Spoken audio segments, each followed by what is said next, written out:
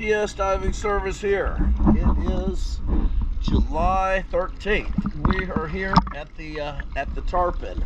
I have looked at the port side, which looks really good. So we're going to go ahead and take a look at the starboard side now. Let me take a look.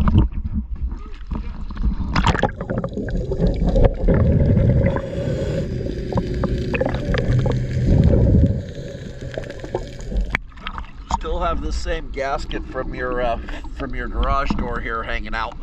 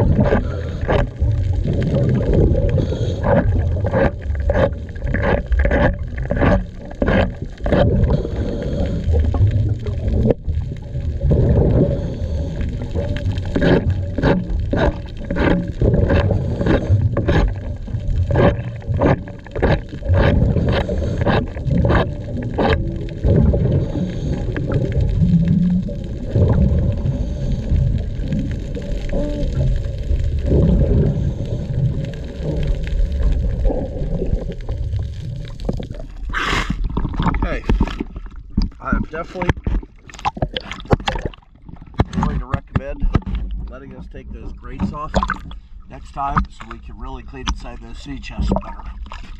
There's only so much we can do with those bars there. This time looks good.